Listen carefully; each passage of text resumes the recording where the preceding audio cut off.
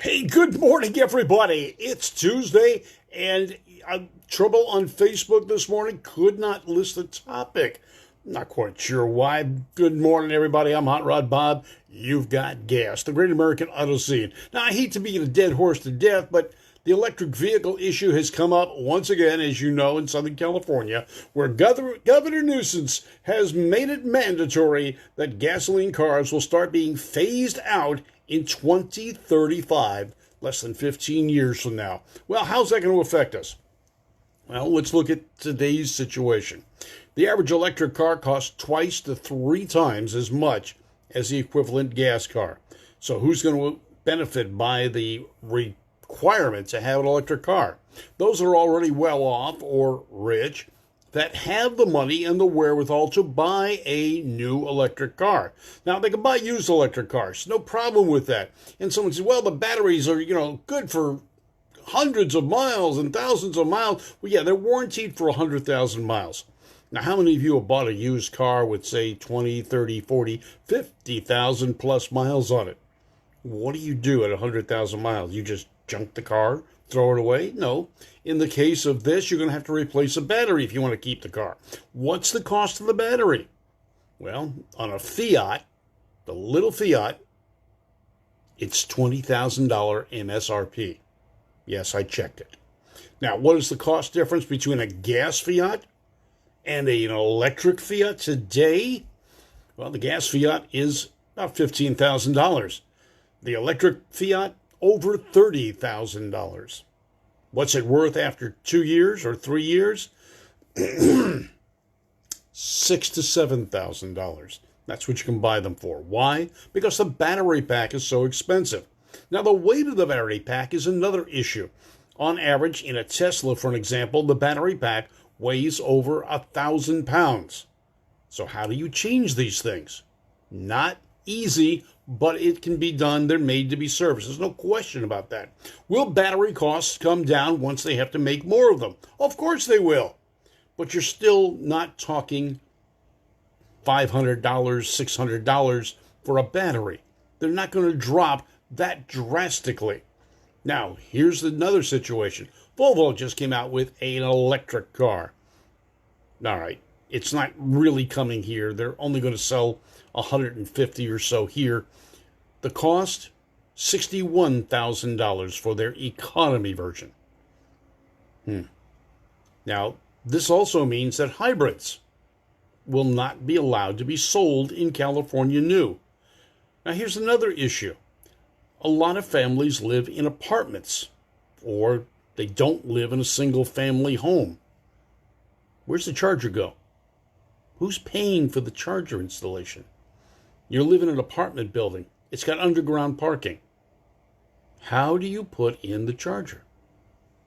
In places like New York, although that's not what this topic's on today, where garage space is an extra cost and a lot of people don't have them, where do you put your chargers?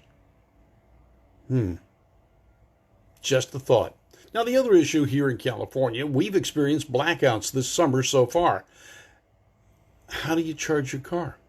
Now, along with Governor Newsom's demand or mandate, we'll see if that gets passed, for electric vehicles, what plans are there to improve the power grid? There aren't any.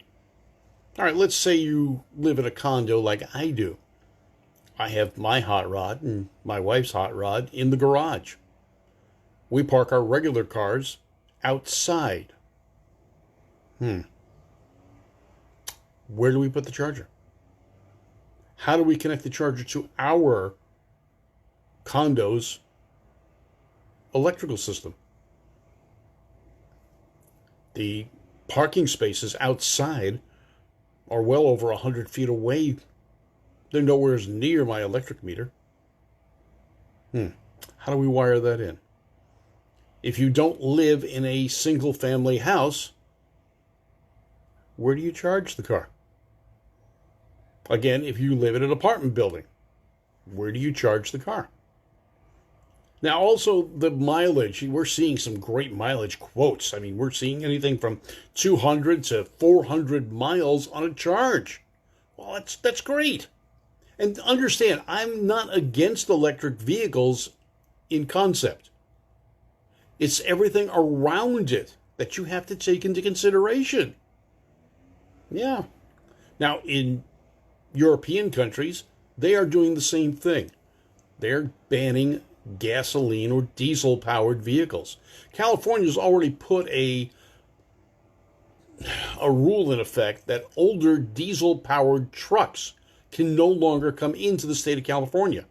It's about a 10-year period where if it's older than 10 years, it can't come into the state. Not even to make a delivery. You have to have a California certified diesel vehicle. So how's that going to change?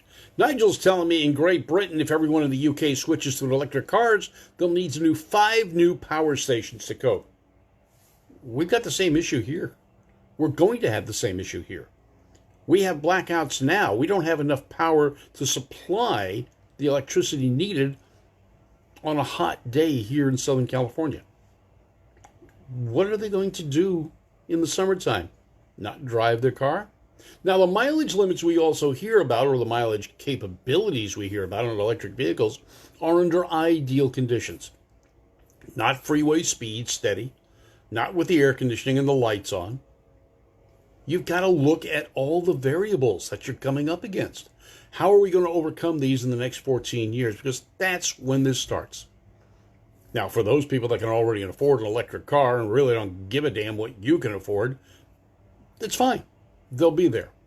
Now, there's government subsidies on electric cars now. That means you and I are paying for some person to buy an electric vehicle. Are they paying for you to buy your gas vehicle? Now, think of it this way, too. You've got a gasoline-fueled vehicle or a diesel-fueled vehicle. Think of it like a pack of cigarettes.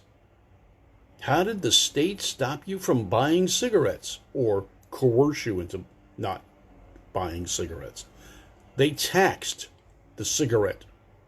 They taxed the pack of cigarettes to the point where you can't really afford it if you think about it.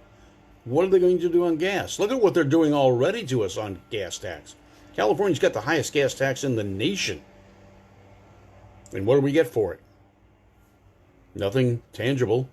Oh, yeah, they say we're fixing the roads. We were fixing the roads before. They say it's going to transportation. Well, we know better than that because Newsom diverted the money last year after the tax increase was imposed to the general budget.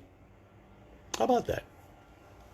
Now, Marlon Mitchell says we don't have enough extension cords and wall sockets.